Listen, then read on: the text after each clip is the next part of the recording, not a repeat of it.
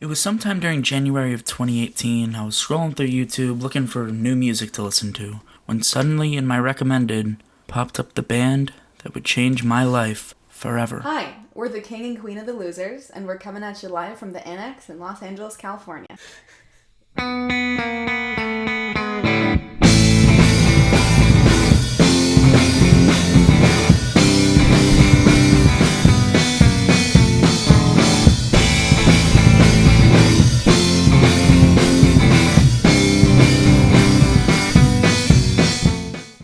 King and Queen of the Losers is an indie rock band from Boise, Idaho, started by Kaylee Palmer and Scooter Abraham, more commonly known as Kiwi and Scooter.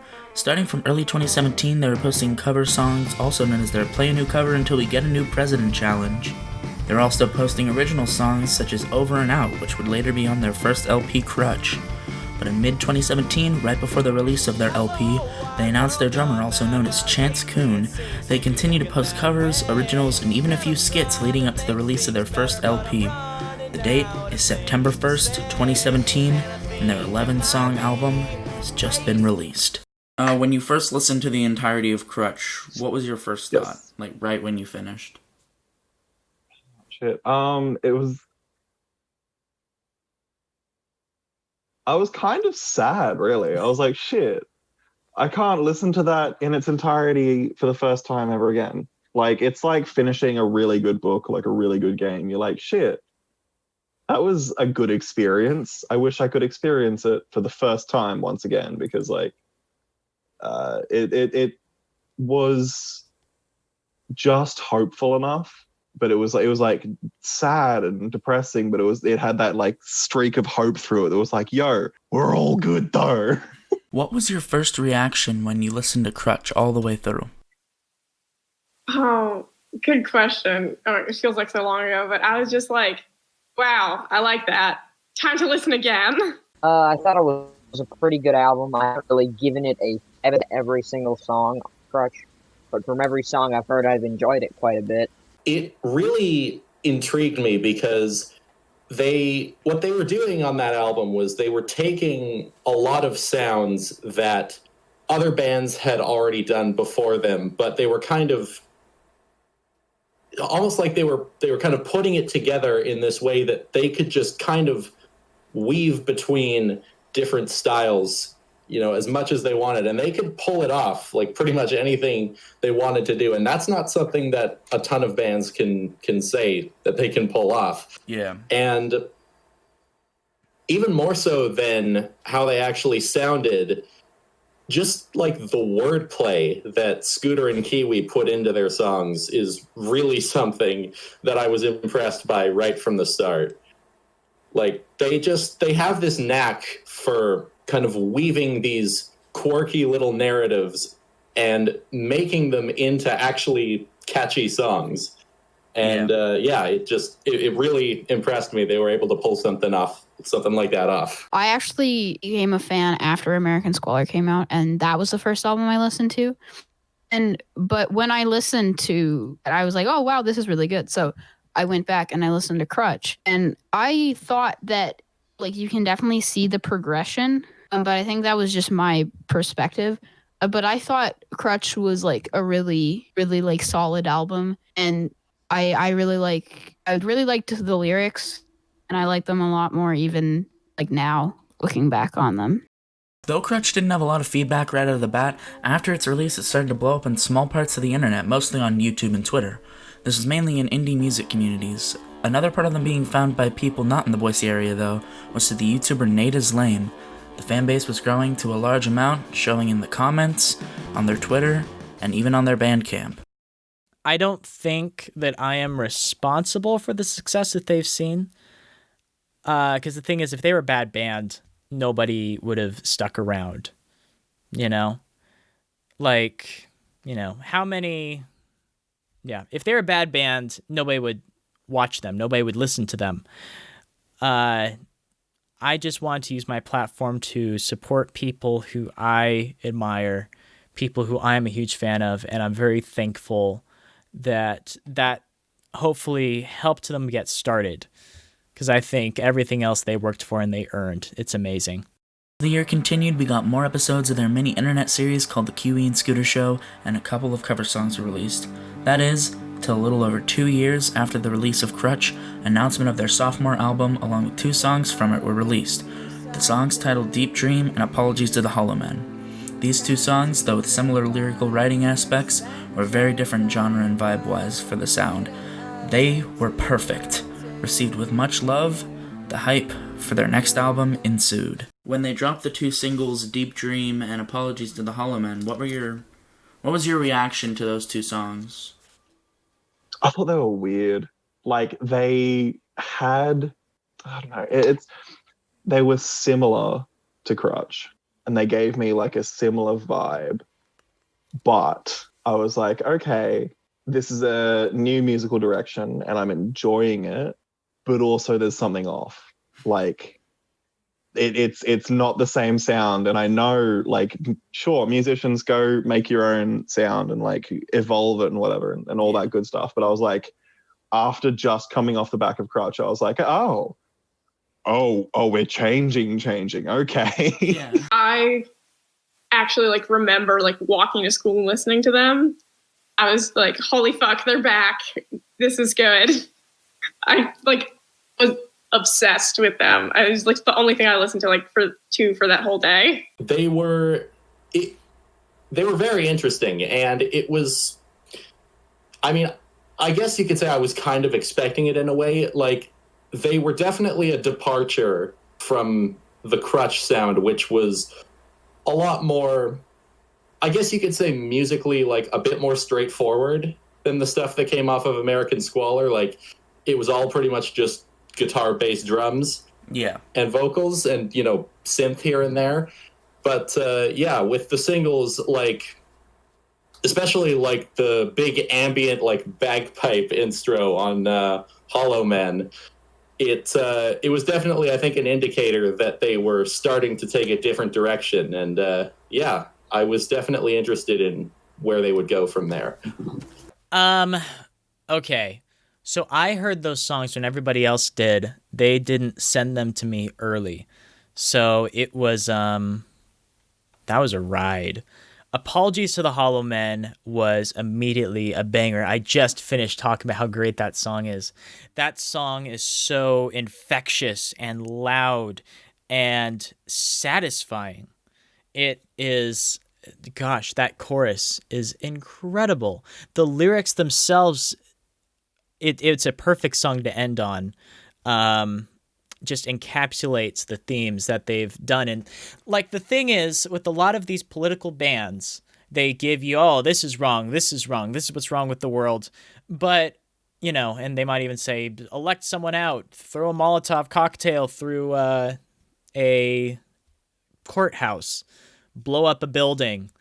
But what these bands don't do is they don't address these systems on an individual day-to-day level. We all know that the world is going to end. We all know that we screwed ourselves with climate change, and we're living on borrowed time right now, and it's only a matter of time before, you know, this planet becomes uninhabitable, and nobody's doing anything about it. And it's so frustrating to live in this world that is built against us, being run by people who are essentially lizard people, in the sense that they just seem so disconnected from the most basic primal human concerns. And how do you live with that? That is so exhausting to spend time with, especially with folks like Scooter and Kiwi who just immerse themselves in this stuff all the time. I have absolutely no clue how they're able to go about their day with this stuff on their shoulders all the time. How do you cope with that? And Apologies to the Hollow Men offers an answer. You just do. You just roll with it. It is so validating to hear Kiwi shout that it's okay to be upset, it's okay to feel powerless, and it's okay to understand and acknowledge you are powerless. There is absolutely nothing that you as an individual can do. And I know that that's really non-conventional to say that, you know, you can't make a difference in this.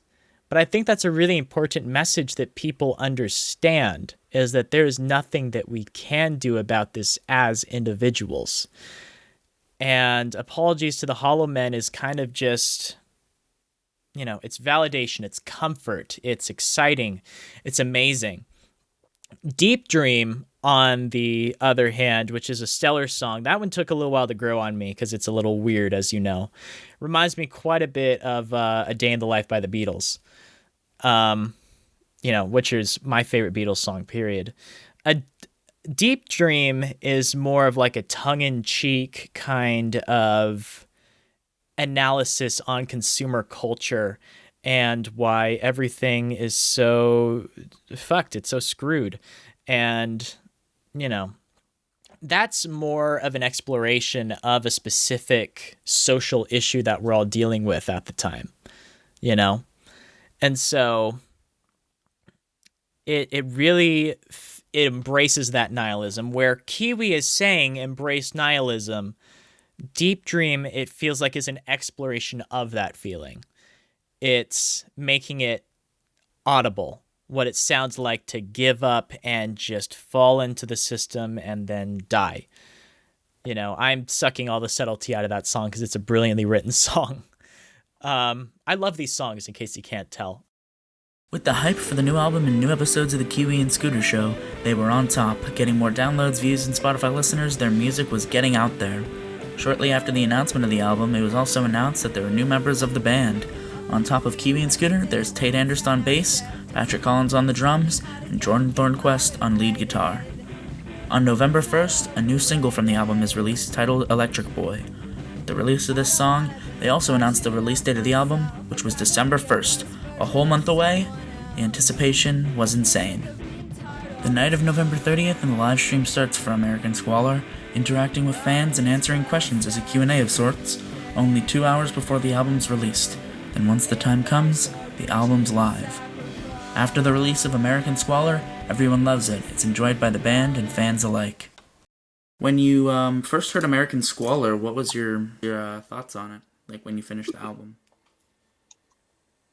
I liked it.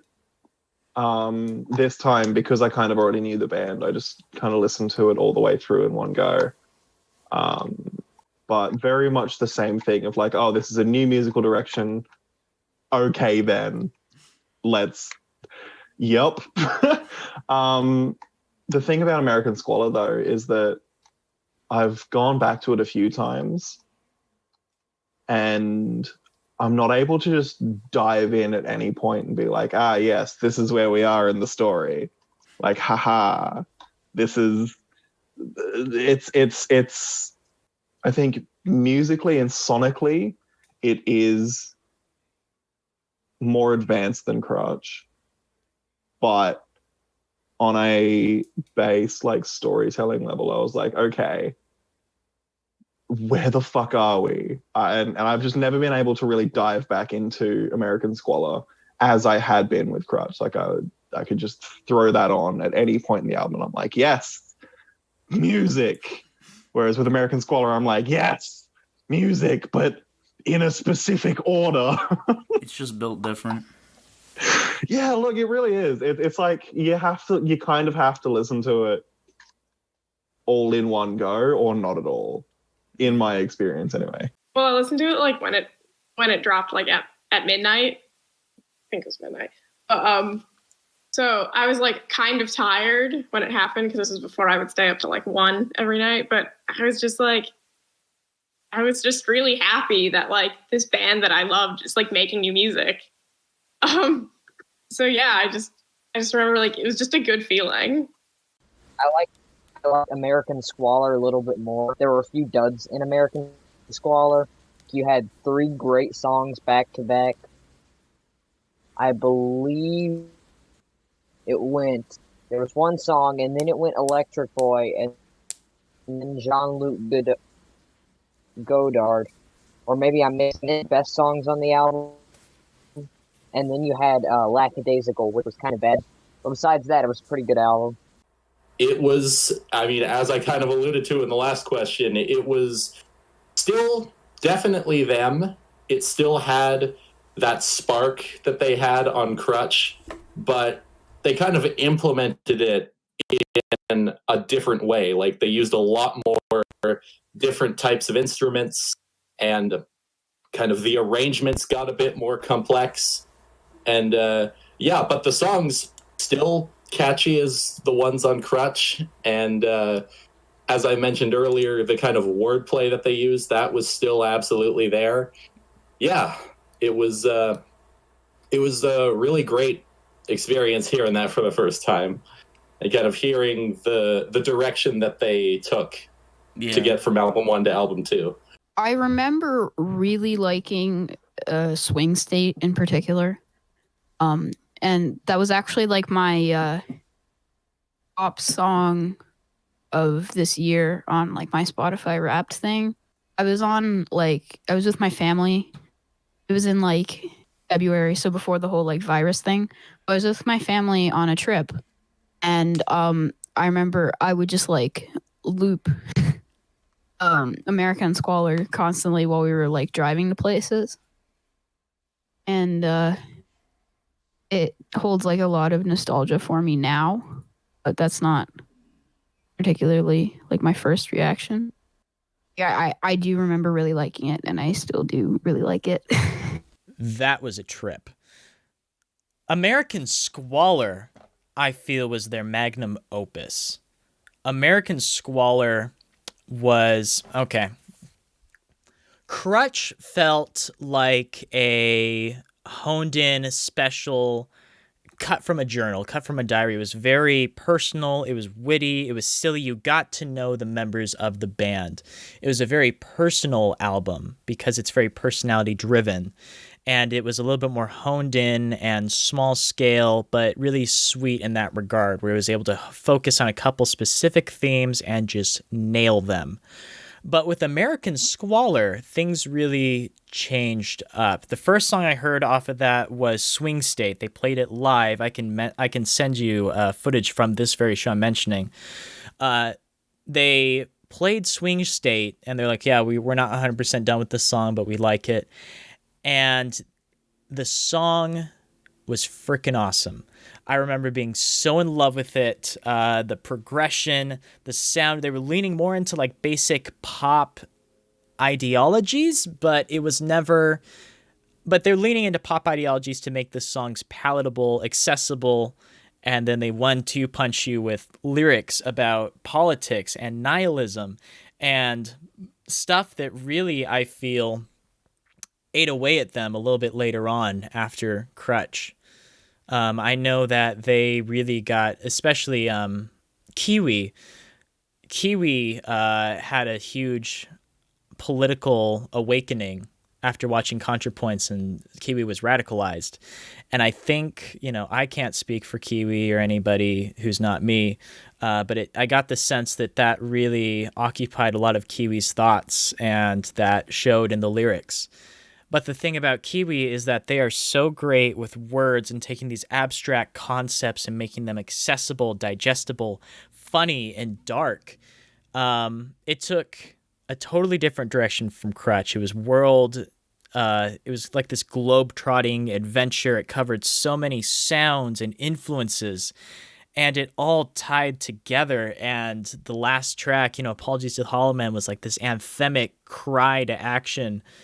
And it was amazing. I think that American Squalor is one of the best albums to come out of Boise, period. I think it's their masterpiece, and that's why it hurt so much when we all learned that was going to be their last album.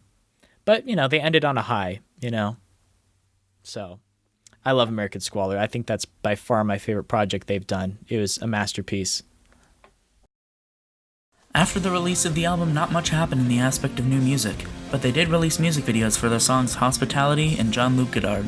They also played a few shows locally, and we're even going to play at Treefort again. We're even planning a tour. That is, until... As we're all unfortunately used to now, the coronavirus ruined any chance of new live shows and any touring, though they were able to do a live stream playing an acoustic set for a local college and also live streamed it to YouTube.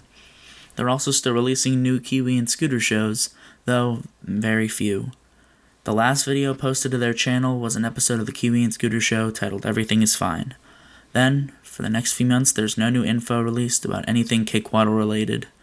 That is, until the bitter end. What was your reaction to the breakup? Okay, so because I've been off Twitter for so long, I didn't know until like 3 weeks ago. Oh, like that recent. Yeah, that recently. Like I came back to Twitter like 3 or 4 weeks ago, and I came on. I'm like, fucking, and like I just tweeted something at him like, I can't remember what I said. But then both of them replied, both Kiwi and Scooter replied, and they're like, hey, yeah, we're actually broken up. And I'm like, oh. And then I was like, wait, no, because I saw like a few other things around the community that were like, oh, I fucking hate that the band's broken up and right around. And I'm like, wait, this isn't real, right?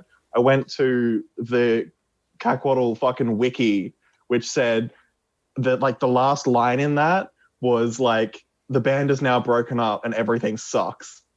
And so I tweeted at both of them and I was like, big agree, love you guys.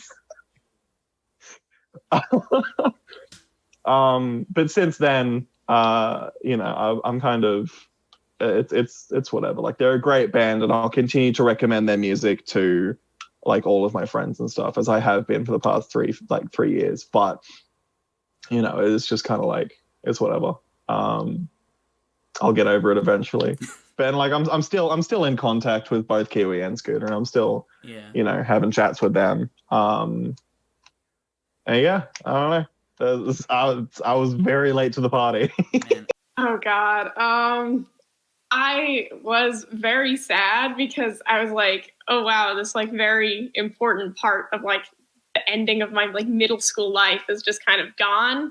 And it kind of just made me realize that like nothing is forever, I guess. And it's like, especially because like the community was so close. And it's just like, it just kind of made me, I don't want to say empty, but it just kind of made me realize that like they're all people and like bands break up and nothing lasts forever. That was very upsetting. Like I remember the exact day it happened. I read it on Instagram and thought that it was a joke. And then I saw it going around on Twitter, and I was like, oh, no. I was very upset. Because American Squalor had so much, like, energy in it. A third album, it could have wrinkled out a few of my problems with American Squalor. And it could have been, like, this Trump thing.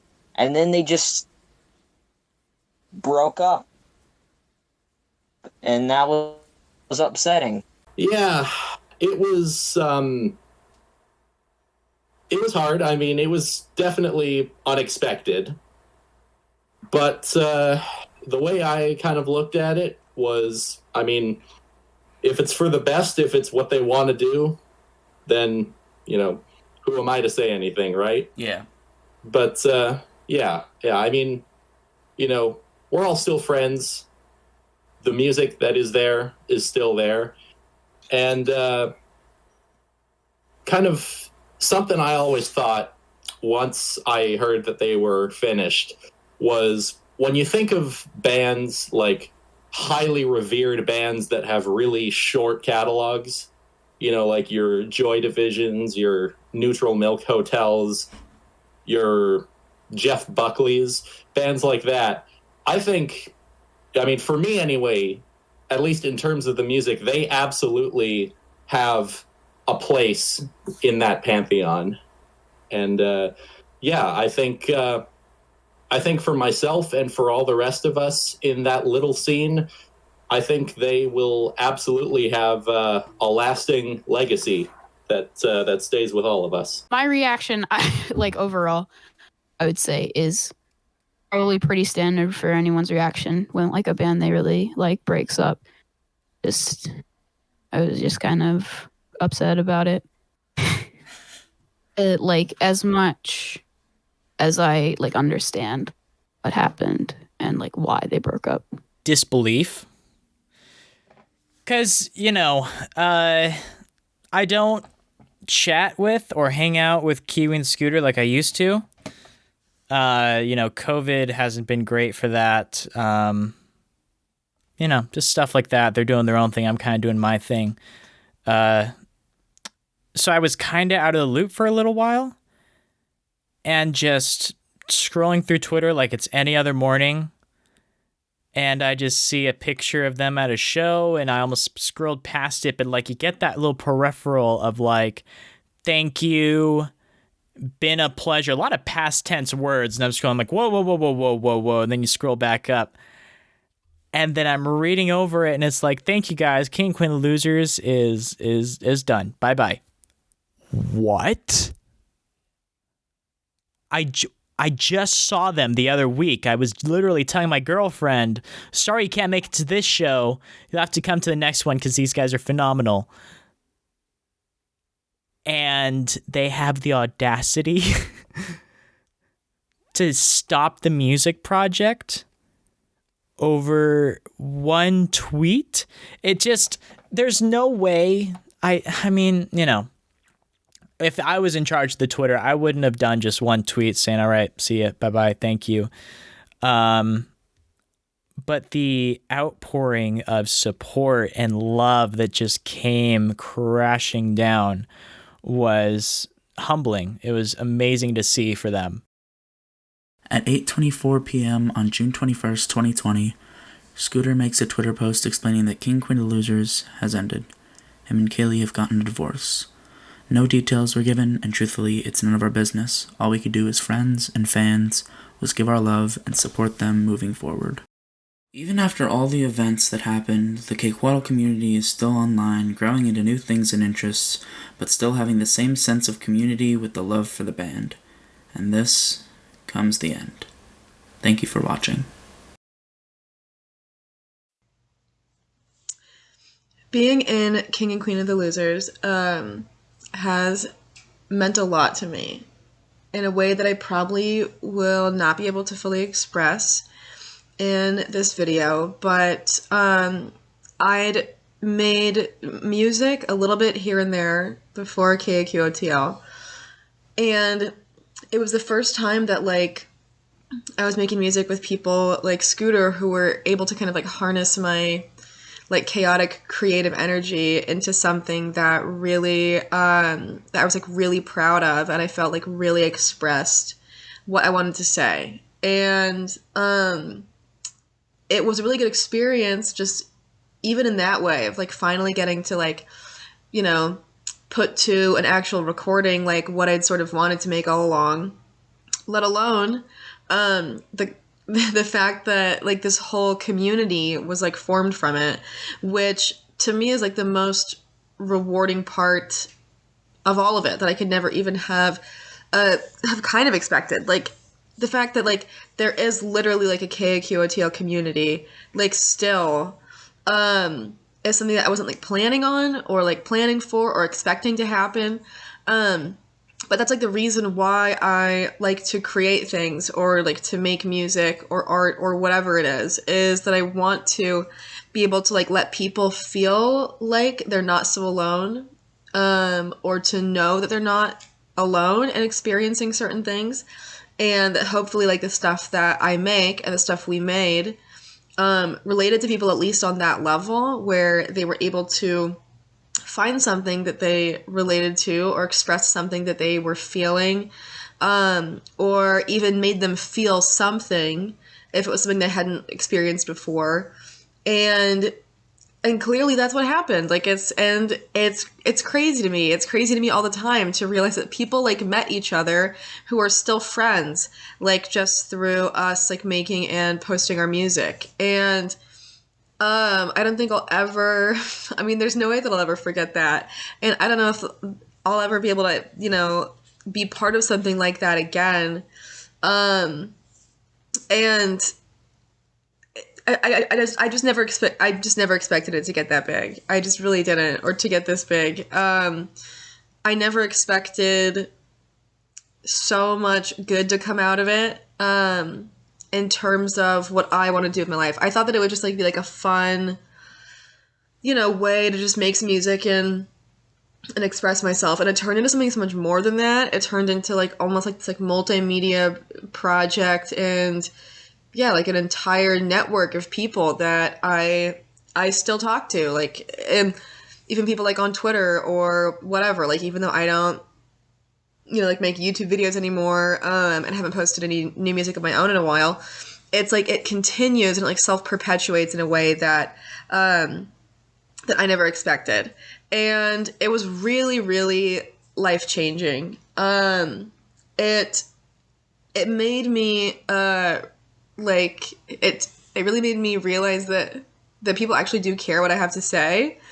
And that's something that like I will be so grateful to everyone for forever, for making me feel that loved and appreciated. And because it can be scary to put yourself out there and to make art and music that you don't know how people are going to react to or if anyone's going to care. And to see that so many people like really cared and still do care. Yeah, it really changed my life.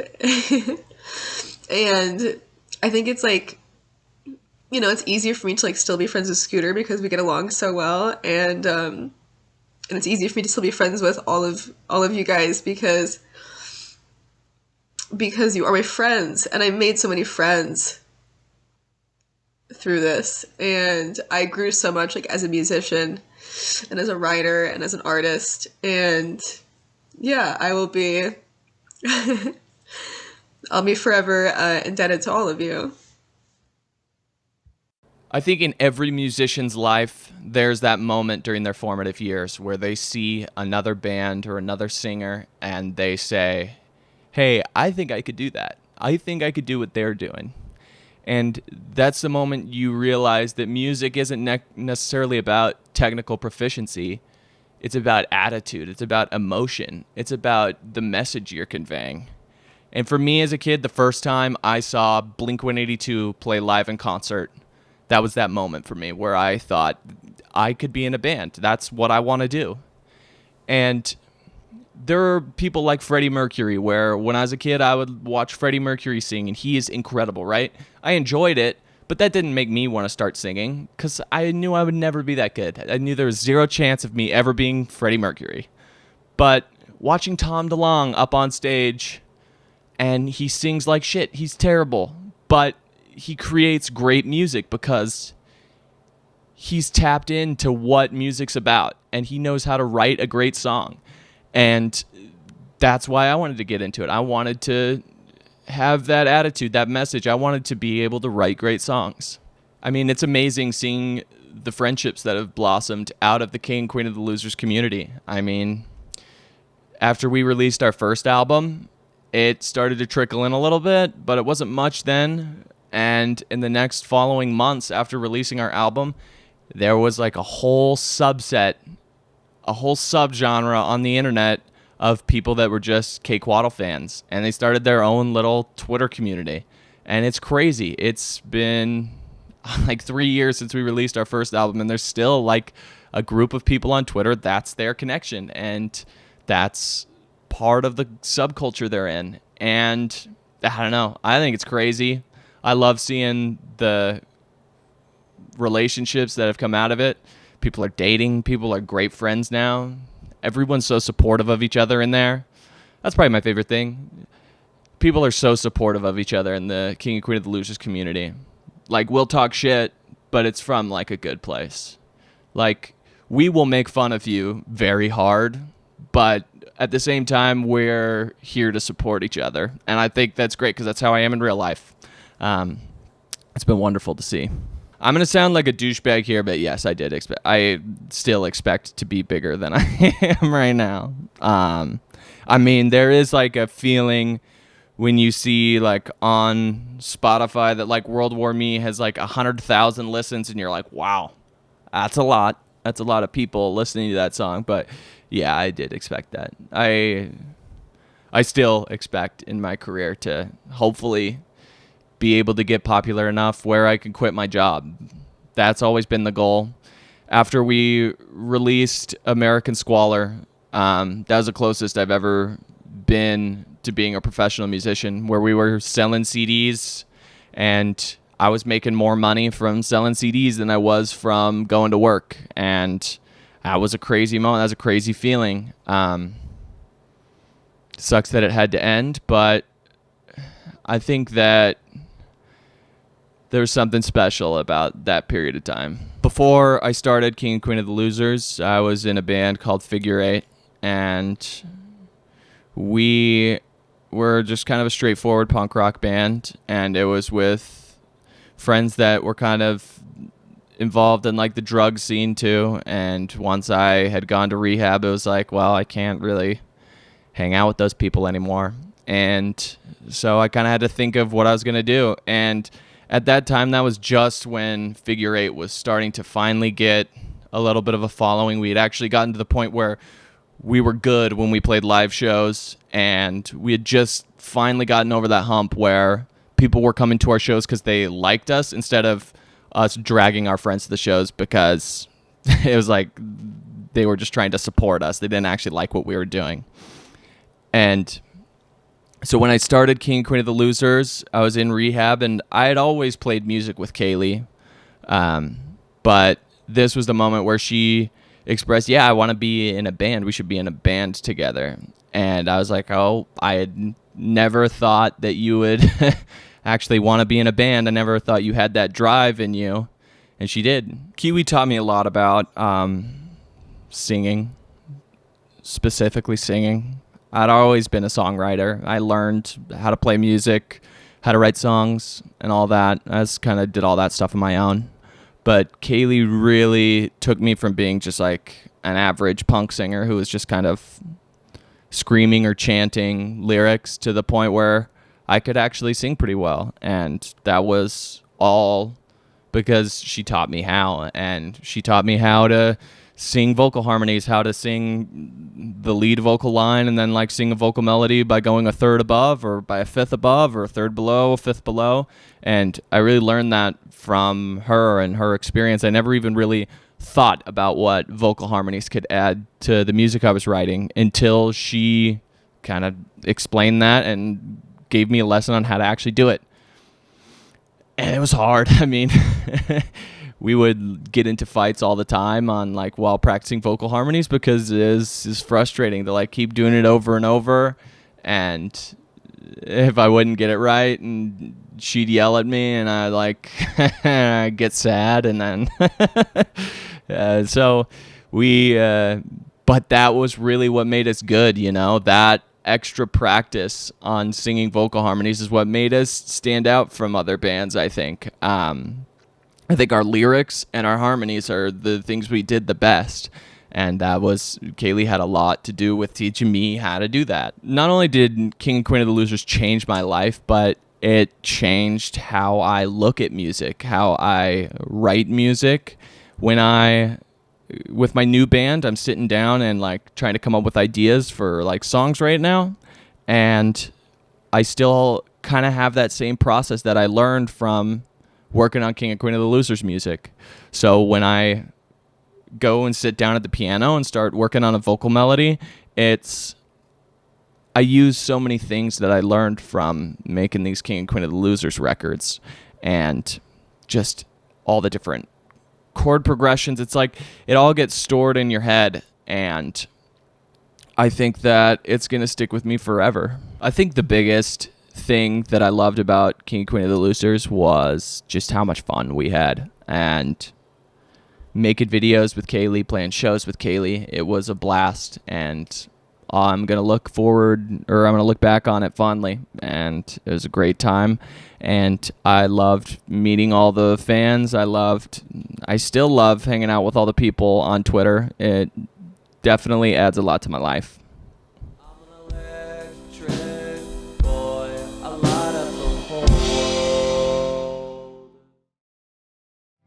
I've been down and out and a bit under the weather, but when you're around, well, you make it a little better. I think it's safe to say that I'll be right here forever, and if we die someday, they're gonna have to take us together.